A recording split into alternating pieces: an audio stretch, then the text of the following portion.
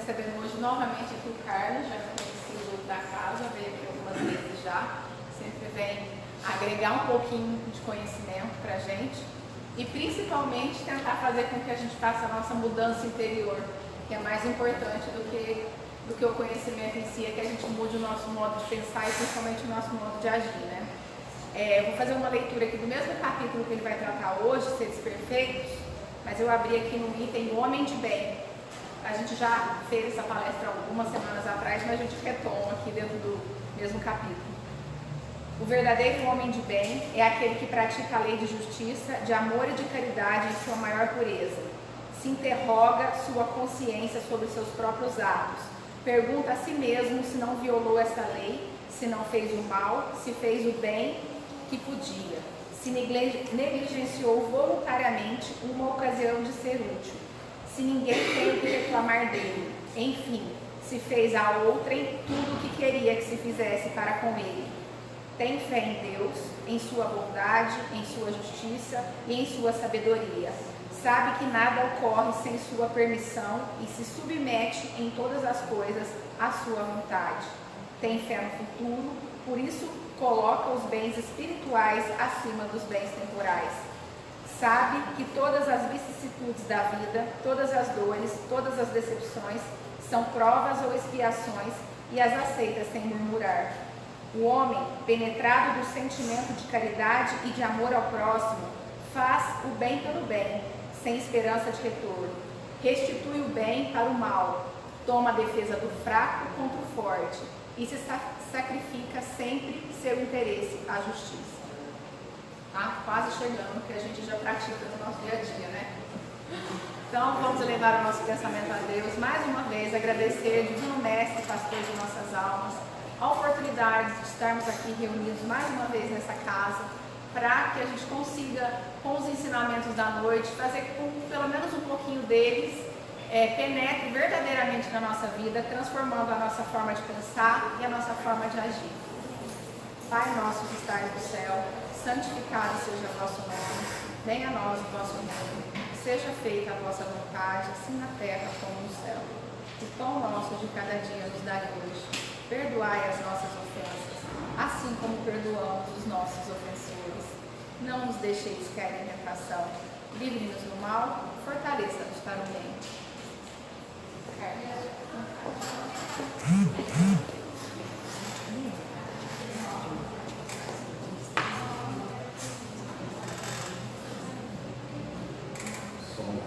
Som.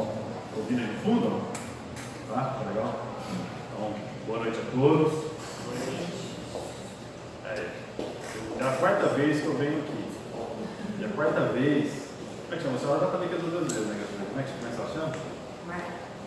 Das outras vezes o boa noite foi melhor que hoje, não foi? Foi bem melhor. Tinha menos gente, inclusive. Então não sei o que está acontecendo. Então nós precisamos dar uma boa noite forte para poder deixar todo mundo ligado. A gente não pode dormir agora, então tá atento.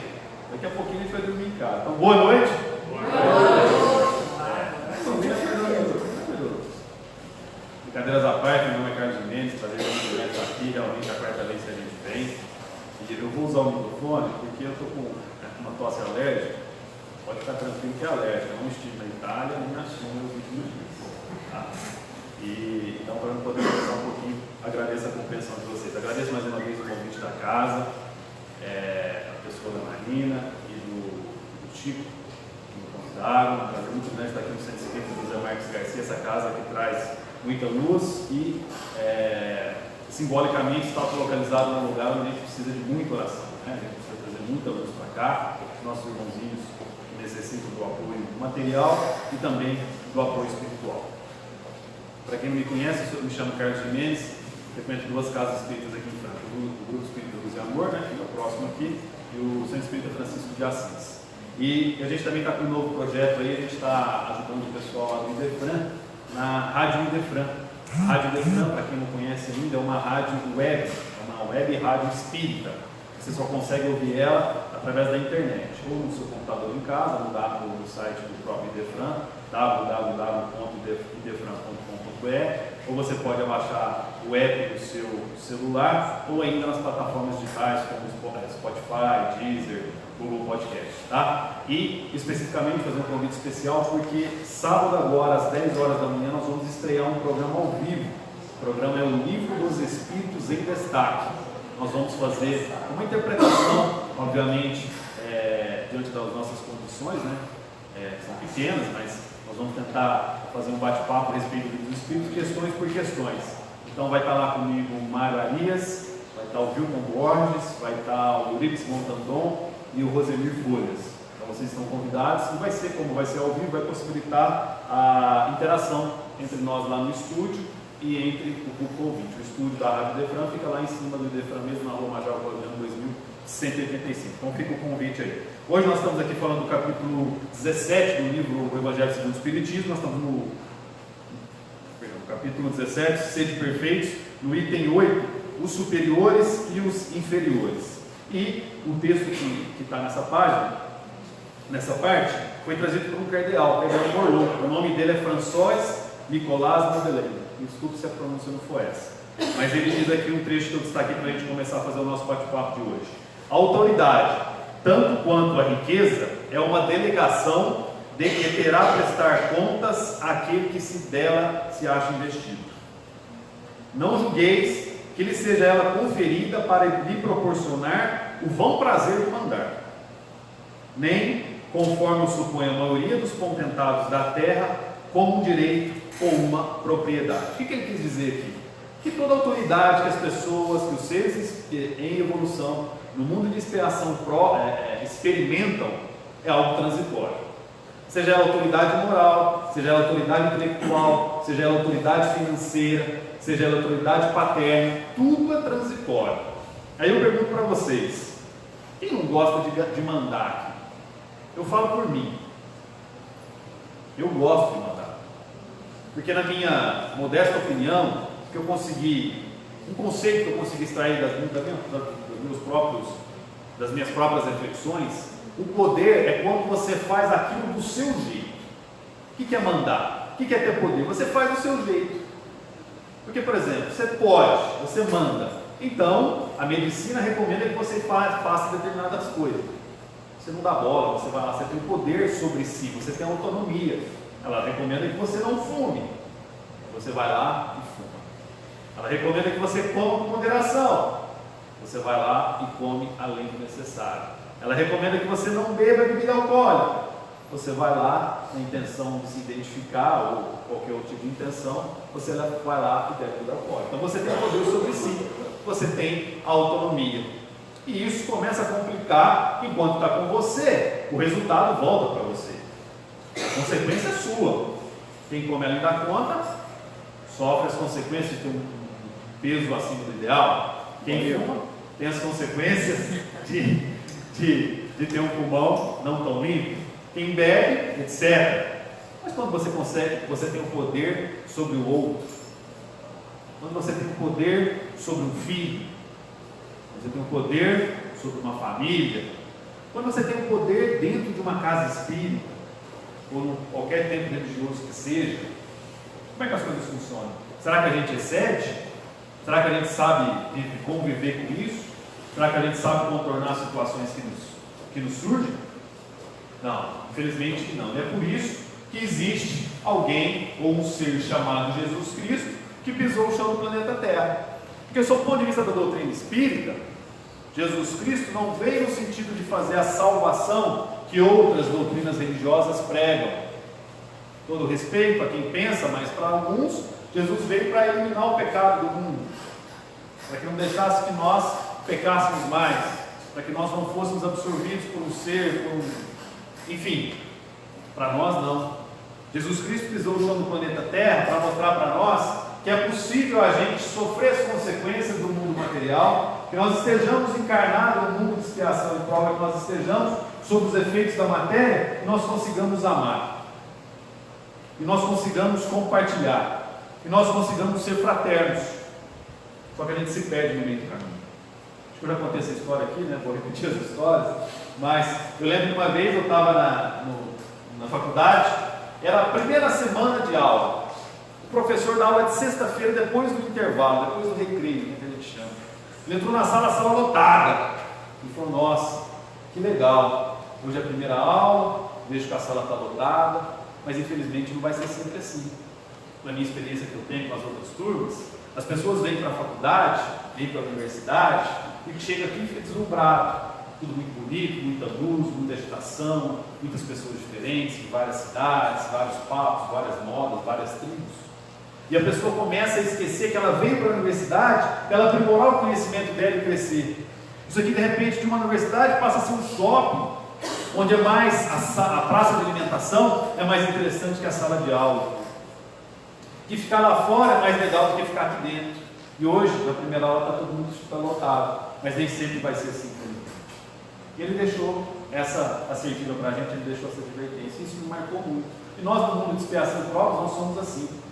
Nós pedimos para encarnar, pedimos para ter a bênção da encarnação quando aqui chegamos. Aquilo tudo que nós pedimos que nos fosse colocado à nossa frente, quando surge, a gente começa a reclamar. A gente começa a imaginar que Deus me persegue, sob o ponto de vista negativo. Que Ele manda as dificuldades só para mim, para o meu vizinho Ele não manda nenhum problema. Para meu primo, Ele não manda nenhum problema. Para o meu irmão, Ele não manda nenhum problema. Emmanuel, no livro Caminho, Verdade e Vida, estava falando com você no colégio, estava sentindo sua falta. Você que está sempre aqui. Você chegou primeiro que eu. Então, é isso. E Emmanuel, no livro Caminho, Verdade e Vida, nos ensina que a experiência humana não é uma estação de prazer. A experiência humana não é uma estação de prazer. Aqui nós viemos justamente para ser testados, um com pedido de prova, para poder antecipar as avaliações, para saber se realmente ele tem condição de dar um passo adiante, e o outro veio para colher tudo aquilo que plantou. E nós estamos nessa oportunidade, não podemos nos esquecer que Deus não esquece de ninguém, que Deus não joga fardo nas costas de ninguém, que Deus não dá a cruz além daquilo que a gente consegue carregar. Nossa problemática, a gente se perde no caminho, como eu disse agora há pouco.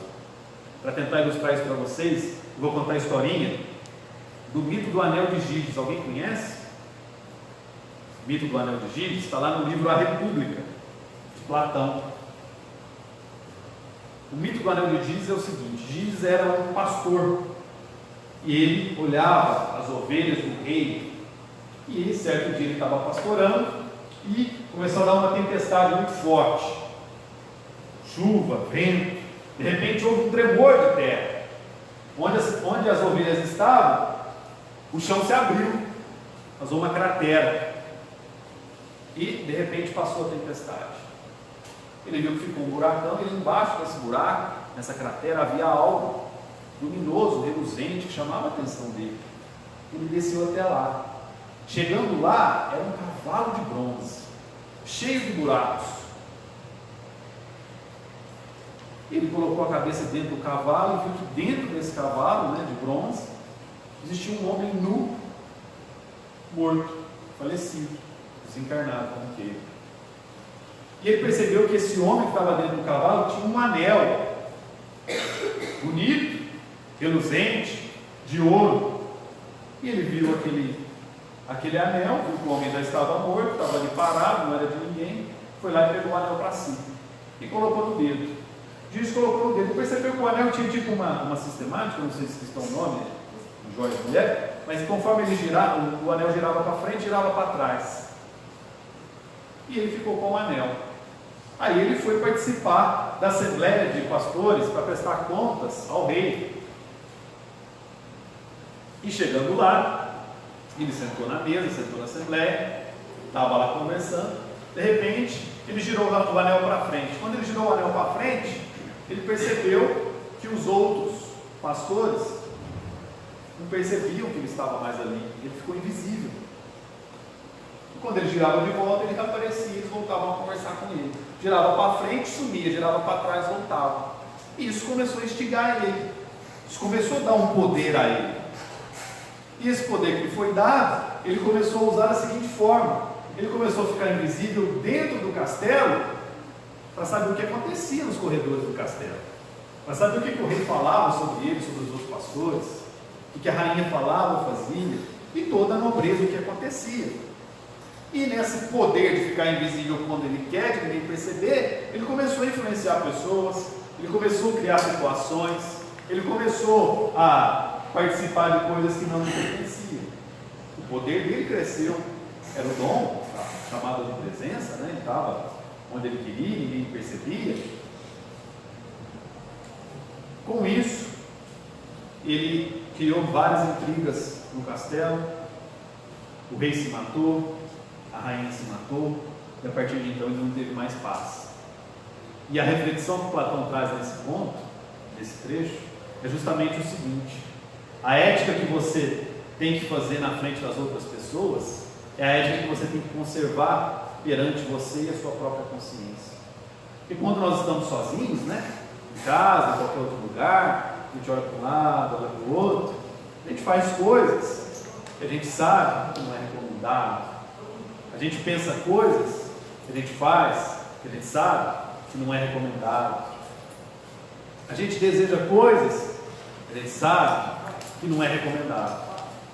Então, aquele que tem o poder sofre as consequências de tudo isso, assim como sofreu Giges no mito do Anel de Giges. E continua o Cardeal Morlot lá no item 8: a ninguém cabe dizer que uma coisa lhe pertence quando lhe pode ser tirada sem o seu consentimento. Deus confere autoridade a título de missão ou de prova, quando entende, e a retira quando julga conveniente. Tudo que nós temos ou não temos passa pelo crivo de Deus. Evidentemente que eu não estou dizendo aqui que Deus fica escolhendo, vou te dar isso, vou te dar aquilo, até mesmo porque o que eu planto eu colho, mas tudo é permitido. E quando eu acho que eu domino, que eu tenho as coisas para poder seguir, para poder fazer, acontece algo inesperado. Determinado projeto que a gente encampava, que a gente fazia, sabe aquela situação que de repente acontece assim: nossa, mas eu fiz tudo direitinho, eu segui o script, eu fui lá, eu planejei, eu levantei os custos, eu acordei cedo, eu trabalhei, mas minha empresa não vai para frente. Aquela namorada, aquele namorado, onde foi que eu errei? Eu tratei ele com tanto carinho, tratei ele com tanto amor, percebi que ele não gostava de determinadas coisas, percebi que ela não gostava de determinadas coisas, mas ainda assim eles me deixaram, ela ou ele eles me deixaram. Há certas coisas que escapam à nossa mão, e nós temos que ter a resiliência que Jesus Cristo nos pregou e que nos ensinou para a gente enfrentar as dificuldades.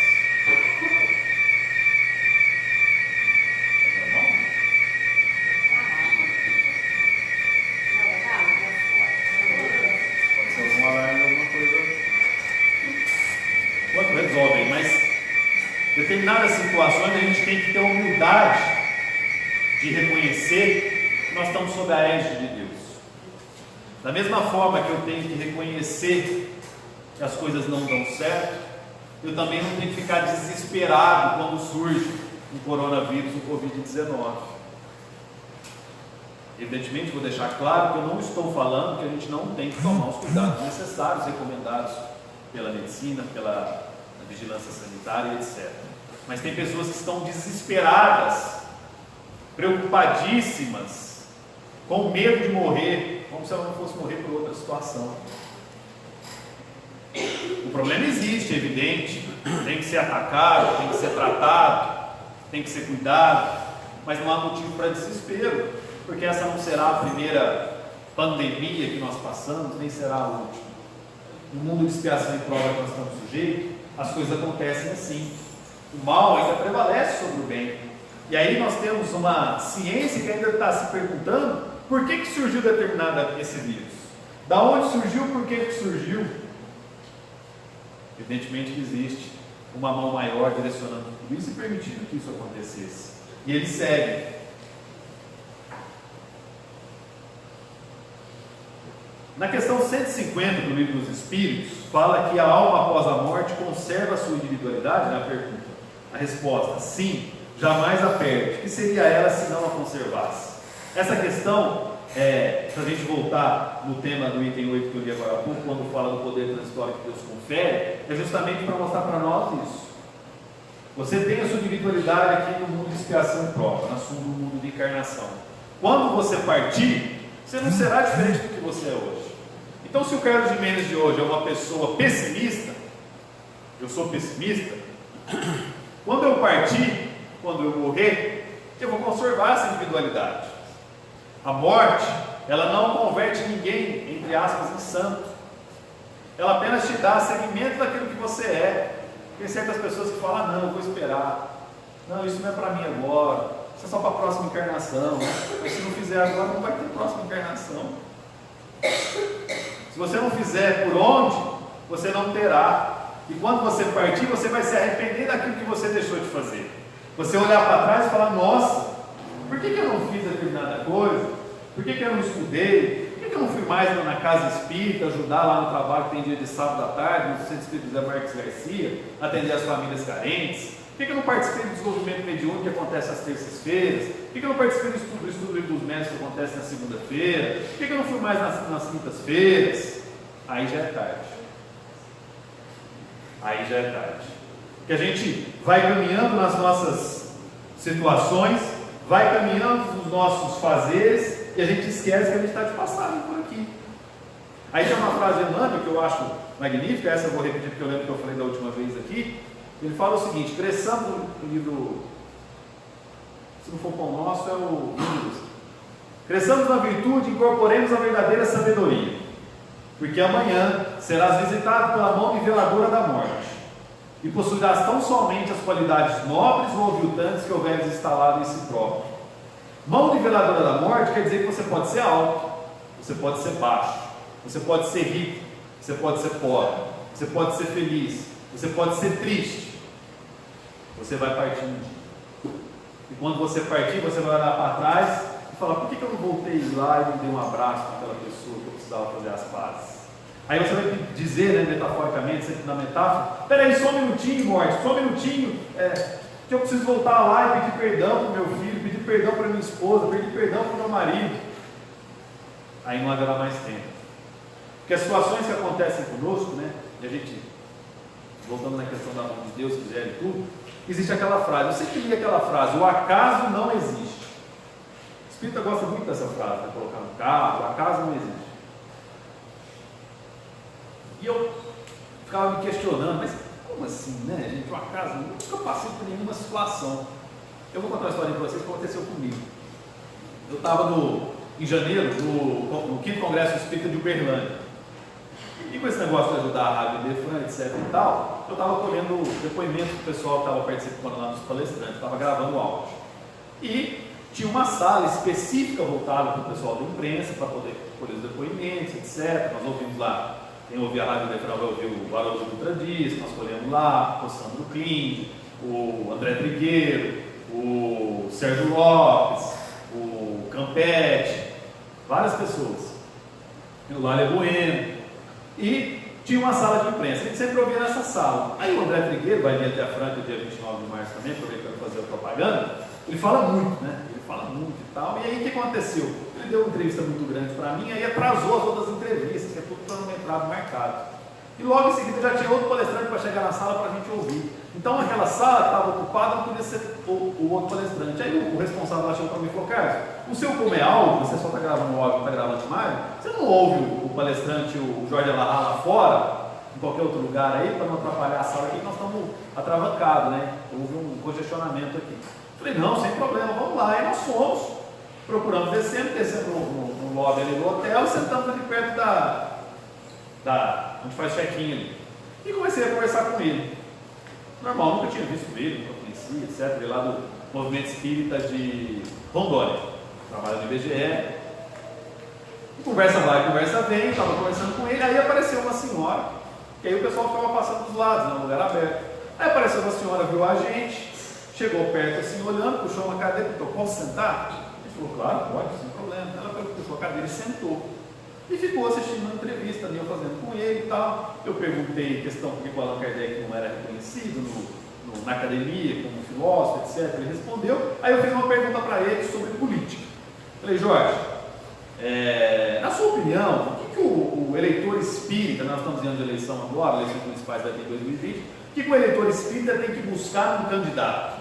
Independentemente de partido, de ideologia, mas um eleitor espírita tem que buscar o quê? Quais os requisitos? Aí ele começou a discorrer sobre política, falar que espiritismo e política não se misturam, entretanto, o eleitor espírita tem que conservar certos valores. Ele citou como exemplo, se a direita, a ala ideológica da direita, fizer uma passeata, uma manifestação defendendo uma pena de morte, o eleitor espírita não vai levantar o cartaz, não vai participar. Da mesma forma, se a ala ideológica da esquerda fizer uma manifestação, uma passeata defendendo o aborto, o eleitor espírita, da mesma forma, ele não vai participar. E etc. Discorreu, falou sobre a importância disso, a responsabilidade de quem se candidata ao cargo, etc. Aí, beleza, acabou a entrevista, agradeci, nós olhamos a pessoa, essa senhora estava chorando.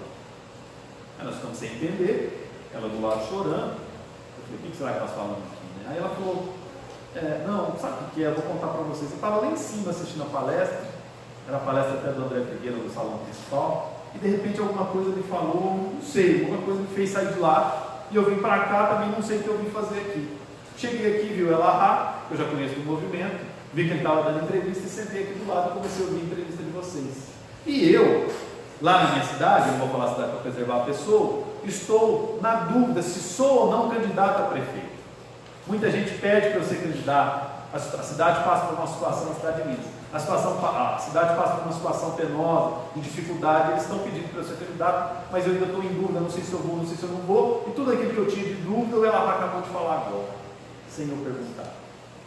E isso, o acaso, não existe. Obviamente, o anjo da guarda, o anjo protetor daquela senhora, sabendo que ela precisava ouvir o que seria perguntado por mim, que nem tinha sido ainda, trouxe ela para junto de nós e fez ouvir. Eu passei pela experiência do acaso não existe. E certas coisas acontecem para a gente que a gente não consegue entender. Mas continua aqui o cardeal Morlot. Todo homem tem na terra uma missão, grande ou pequena, qualquer que ela seja, sempre lhe é dada para o bem.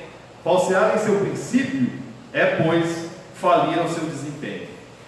Falsear em seu princípio é falir ao seu desempenho.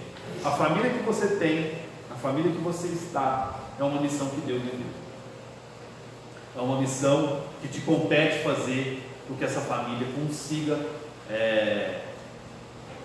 suplantar as dificuldades materialistas que cada vez mais fortes surgem para todos nós. E às vezes as pessoas perguntam, por que o mundo está tão difícil? Né? Por que o mundo existe tanta morte? Por que no mundo existe tanto terror? Por que o mundo existe tanta maldade? Por que o mundo hoje não sabe perdoar? E eu aqui vou entrar num campo arenoso, mas vou assumir a responsabilidade de fazer. Sobre a minha opinião, no meu ponto de vista, quando Drauzio Varela foi crucificado nas redes sociais, a ponto de vir pedir perdão, isso mostra que o mundo não sabe o que é amor ao próximo. Para quem não sabe o que aconteceu, Drauzio Varela ele sempre trabalhou com detentos. A já vi a citação Carandiru, que é lá no livro de 1990, parece, salvo engano. Que ele sempre trabalhou lá no Carandiru, trabalhou com presos, nunca foi candidato a nada, sempre faz porque gosta. Aliás, Drauzio Varela, para quem não sabe, se autodeclara ateu, mas faz por questão humana. Então atendia os presos. E estava fazendo uma série agora no Fantástico, e ele foi visitar as transexuais dentro do sistema penitenciário. E o episódio do domingo retrasado foi que as transexuais são isoladas, ficam sem visitas.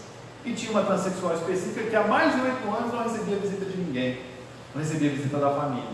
Ele fez a entrevista com ela, perguntou o que ela sentia, como ele mesmo disse depois do vídeo de explicação, se deparou nela numa situação difícil, acabou a entrevista, ele foi lá e deu um abraço nela. Só isso. Ele não falou que ela era inocente, ele não falou que ela era injustiçada, ele não falou que ela era santa, ele não falou que ela devia sair dali, ele não falou que ninguém devia visitá-la, mas aí veio as redes sociais com toda a força para falar que ela tinha feito isso, por isso que ela estava presa, que ela não merecia um abraço, que o Drauzio Varela não visitou a família da vítima dela, que infelizmente foi um crime fatal, foi uma vítima falecida, que era filho, o pai e a mãe, mas isso não importa. No meu modesto ponto de vista, quem está falando isso é o Carlos de Mendes, não é doutrina espírita, Não é possível você entrar num lugar, ver uma pessoa presa numa situação de dificuldade, que há mais de 8 anos não recebe uma visita, você não se comover com aquilo. Se você não se comover, seu coração é de pedra. Onde está o perdão? Jesus Cristo, quando falou, não jogue a pedra, porque você merece recebê-la, ele quis dizer o quê? Cuidado, ela está errando, mas você já errou também. E nós, todos nós aqui, todos do planeta Terra, sem exceção aqueles principalmente das redes sociais, também erram e já erraram. E um dia pediram perdão, e um dia pediram o amor de alguém. Mas nós estamos passando por um momento, e aí eu volto na questão da família. Essas pessoas não têm família, porque por mais que a escola tenha formação intelectual, mas a formação moral nasce dentro do ambiente familiar, independentemente de opção sexual, independentemente de opção político-partidária, independentemente de posição financeira, mas é dentro do lar que a gente trabalha o amor ao próximo, é dentro do lar que a gente consegue vivenciar as coisas boas. E eu vou citar um outro caso polêmico também, de grande repercussão, é o caso do Vitor e Léo, do Vitor Chaves. Tenho certeza que todos os envolvidos, não vou falar quem está certo, quem está errado, o que aconteceu, não aconteceu, mas para quem não sabe, teve um problema lá, ele brigou com a esposa e a partir dali ruiu a carreira dele, acabou a profissão dele, estava na Rede Globo de televisão, não está mais, já não tem mais ator para o irmão, não é mais contratado para mais nada. Eu tenho certeza que ele, a esposa, a mãe, a irmã, todos aqueles que participaram daquela situação, no íntimo, pensam: para que eu fui fazer aquilo? Por que eu não contei até 10? E olha que eu estou falando de todos. Não estou falando que um ou outro devia fazer, o outro devia ficar aqui. Não. Todos eles erraram. E todos eles intimamente, ainda que não confessem, ainda que não reconheçam, mas eles sentem no coração deles que eles pisaram na bola, e a consequência de tudo aquilo que aconteceu para a família, para os filhos do casal, para o próprio cantor, não resolveu para ninguém, não foi bom para ninguém.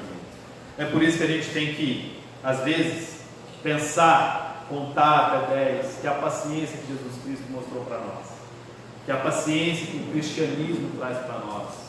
Quando o homem de bem que foi lido agora há pouco, uma pessoa que tem fé, é uma pessoa que procura os gestores cristãos, ele tem principalmente a paciência de saber aceitar as coisas. Quando Jesus disse: se você levar um tapa numa face, ofereça a outra, era uma metáfora justamente para dizer que aquele que devolve a agressão, seja verbal, seja física, ele erra tanto quanto aquele irmão que causou a primeira agressão. E Emmanuel, no livro Caminho, Verdade e Vida, diz que a família é o centro essencial dos nossos reflexos agradáveis ou desagradáveis que o passado nos devolve, que o passado nos retorna. Se porventura você tem um filho ou uma filha, ou um irmão, ou um marido é mais difícil, meus maridos são tão bons, né? Minha esposa está aqui, pode confirmar. Ou um marido difícil, ou uma esposa difícil, agradeça a Deus a oportunidade que você está tendo, para que você treine os seus laços de amar o próximo, porque para o mundo de regeneração só vai aqueles que sabem amar. Amar uma pessoa, um filho recém-nascido, que acabou de sair do ventre materno, que ainda não tem condições de escolher entre A ou B, o arbítrio dele não existe. Você que faz, ele coloca onde você quer, tira, põe, veste ele do jeito que você quer, então ele não vai te incomodar. Agora, quando o filho está na adolescência, você quer que ele venha participar de uma casa espírita, você quer que ele venha participar de uma mocidade espírita, ele fala: eu não, tem coisa mais importante, por mal cafona, aquele papo lá, de Jesus, certo e errado. Lá a gente não pode nem usar aparelho eletrônico, lá eles não deixam nem o jovem falar. Você tem que ter compreensão de que ele está em outro estágio. Você já passou por aquela fase, às vezes você dizia algo para o seu pai te dizia algo que você não concordava, mas você não pode perder a esperança, porque você, de certa forma, é um tutor daquele espírito. Além do anjo da guarda dele lá, no plano espiritual, Deus te colocou aqui como anjo da guarda aqui no plano material. para que ele continue crescendo e ser um espírito mais próximo de Deus. Continua o cardeal Morlot. Se o superior tem deveres a cumprir, o inferior de seu lado também os tem, e não menos sagrado. Sua crença lhe orienta a conduta e lhe induz a proceder como quereria que seus subordinados procedessem para com ele, caso fosse o chefe. Tão repugnante quanto o patrão malvado é o colaborador, o servidor, o empregado ingrato. Que a gente só olha do ponto de vista daquele que domina. Mas aquele que está numa situação que tem de obedecer, obviamente, dentro das regras do jogo, né? Não estou dizendo aqui questão de exploração, as coisas da escravidão, etc. Mas existem pessoas que não aceitam. Não, eu não concordo com aquele raciocínio que foi dito, e eu vou devolver a altura. E não espera o momento adequado. E não sabe que aquela pessoa está dizendo aquilo, daquela situação, que atrás dela tem 1 tonelada de coisas, e na sua, em razão da sua responsabilidade, você é como um coadjuvante em todo o sistema, seja ele no tempo espírita, seja no ambiente profissional, seja dentro da sua casa, para você é mais fácil você equilibrar e olhar para ele e falar: se eu tivesse lá, eu faria de tal forma, e começa a boicotar, e começa a fazer as coisas que não deveria, sabotar todo o sistema. Porque a humildade deve existir nas duas posições, na de comando e na de obediência. Feliz daquele que obedece, feliz daquele que segue o seu papel. Porque quando ele estiver na posição de mandar, ele vai olhar para trás e vai lembrar de tudo que fez. Emmanuel, no livro Caminho, Verdade e Vida, diz que no vasto caminho da terra, cada criatura procura o alimento que lhe corresponde. No vasto caminho da terra, cada criatura procura o alimento espiritual que lhe corresponde. Se você procura coisas boas, se você procura ser obediente, se você procura seguir as regras dentro de uma urbanidade, dentro de um sistema que nós moldamos, de etiqueta, de educação, não estou dizendo para que ser omisso, estou dizendo para as pessoas serem polidas, serem educadas, se você obviamente não concorda com aquela situação de trabalho, saia, você não é obrigado a ficar ali. A partir do momento que você está, você tem que fazer por onde? Você tem que jogar no mesmo time. Porque às vezes a gente esquece que situações pequenas mostram para a gente as coisas mais belas. Uma historinha. Certa vez um rei reuniu todo o seu reino e ele tinha assistentes que ajudavam ele a resolver as coisas. Chamou 2 assistentes, um homem e uma mulher, e falou: ó, eu quero saber qual é o caminho do céu e eu quero saber qual é o caminho do inferno. E os conselheiros do rei ficaram com: nossa, como é que nós vamos explicar para ele o que é o caminho do céu e o que é o caminho do inferno?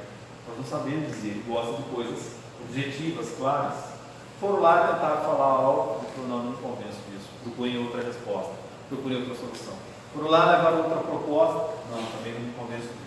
Até que eles se lembraram que tinha um velho sábio, né, geralmente velho sábio, que nesse caso não é chinês, mas que morava no alto do morro. E eles falaram: não, vamos empurrar o rei para lá, que pode ser que lá ele consiga a resposta do caminho do céu e do caminho do inferno. E o rei foi lá visitar o sábio, chegando num lugar, uma casinha muito modesta, muito pequena, no alto de uma colina. Chegou lá, tinha um senhor sentado numa mesa, uma cadeira, uma mesa, uma outra cadeira, sem móveis nenhum, algo muito simples, muito tranquilo.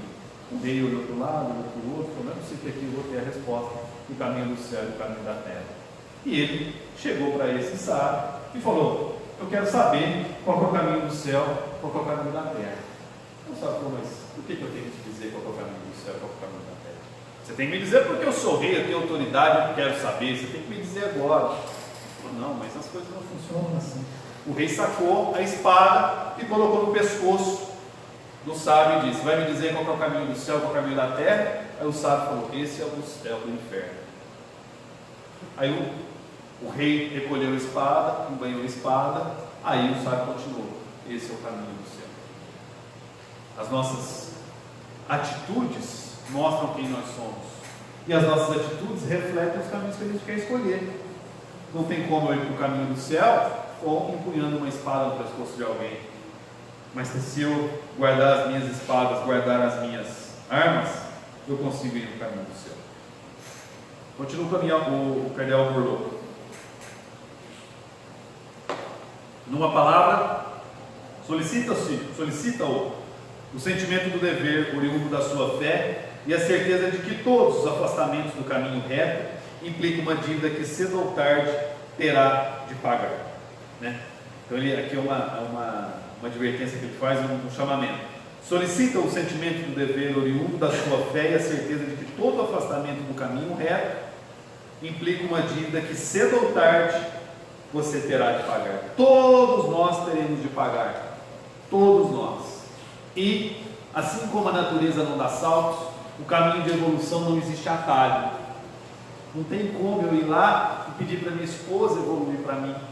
Não tem como eu ir lá, sentar na frente do dirigente espírita, reclamar, pedir um passo, uma orientação e eu ter uma evolução espiritual. Com todo respeito às outras religiões, que você senta sobre determinado líder religioso e ele te limpa a sua barra ali, você dali para frente, você segue feliz, mas a doutrina espírita é muito clara para nós. Os seus débitos serão resolvidos por você mesmo. As suas dificuldades serão resolvidas por você mesmo. Tudo aquilo que você plantou, um dia você colherá. Tudo aquilo que você fez, um dia você buscará. E aí tem a metáfora da porta estreita, da porta larga, que Jesus nos ensinou. Quando Jesus disse que a porta estreita não é qualquer um que entra, que a porta estreita nós temos que ceder, melhor dizendo, nós não podemos ceder às nossas tentações, às nossas vontades, às nossas aspirações, seja ela qual for. Existe limite. Já a porta larga, ela está lá esperando qualquer um do jeito que chegar. E aí onde a gente é onde a gente passa com tranquilidade no primeiro momento, mas depois sofre as consequências de tudo que acontece lá. Emmanuel, no mesmo livro, Caminho, Verdade e Vida, continua: viver não se circunscreve a movimentos do corpo, nem a exibição de certos títulos convencionais. Viver não se circunscreve a movimentar o corpo, nem exibir certos títulos convencionais. Todos os certificados que você tem, todas as coisas materiais, de doutores, de professores, de títulos que existem, pode te servir aqui. Quando você partir para o lado de lá, você não levará nada. Todo o egoísmo e vaidade que você possui aqui vai te ajudar a te afundar cada vez mais. Nós não podemos esquecer uma frase batida, mas é a pura verdade, que o caixão não existe. Gavetas, tudo que nós produzimos sob o ponto de vista material, fica aqui. Nós levaremos conosco, dentro dos nossos corações, tudo que eu trabalhei de humildade, de fraternidade, de paciência, de caridade, para com o outro e também para comigo. Os momentos de raiva, de rancor, de ódio, de dificuldade, de materialismo, de intemperança, de egocentrismo, eu também levarei comigo. E eu não posso deixar a balança das coisas ruins ser maior do que a balança das coisas boas. É por isso que nós estamos aqui hoje, falando sobre Jesus, falando sobre o Espiritismo, para a gente poder abrir o nosso fonte. E vocês já imaginaram se fosse por um dia, somente por mais um só dia, para você fazer o que ainda não fez? O que ainda não fez? O que você faria? Me diga o que é que faria se o último dia fosse sua última vez. Fazer diferente, talvez. O que perdoaria? O que você relevaria? Priorizaria no dia da sua última vez. Fazer diferente, talvez. Aprender a respeitar sentimentos e saber esperar. Que tal se gastasse alguns poucos minutos, ao menos uns poucos segundos do fim do seu dia, para olhar a beleza da flor, para sentir do irmão a dor. Nossa vida é uma estrada de caminho incerto, talvez longe ou perto.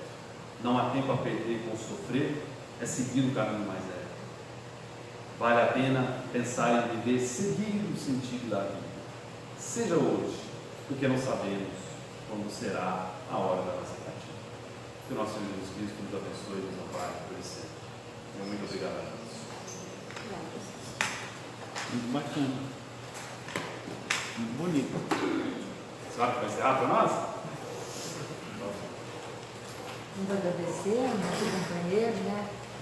Que veio nos falar de forma tão interessante, principalmente contando historinhas que nos ajudam a fixar, a refletir sobre o que foi dito no tema Sede Perfeito do Homem de Bem. Olha quanta coisa ele falou, né, trazendo as historinhas da nossa vida atual, e a gente vai lembrar sempre. Sempre que a gente lembrar da história, vai lembrar do Carlos.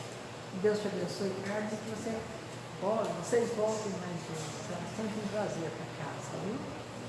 Agora nós vamos agradecer a Deus, a Jesus, que nos permitiu mais uma noite, onde tivemos a oportunidade de aprendizado, e que possamos levar para a nossa vida diária, nosso lar, tudo aquilo que Jesus nos ensinou, que hoje estamos tendo a oportunidade de vivenciar.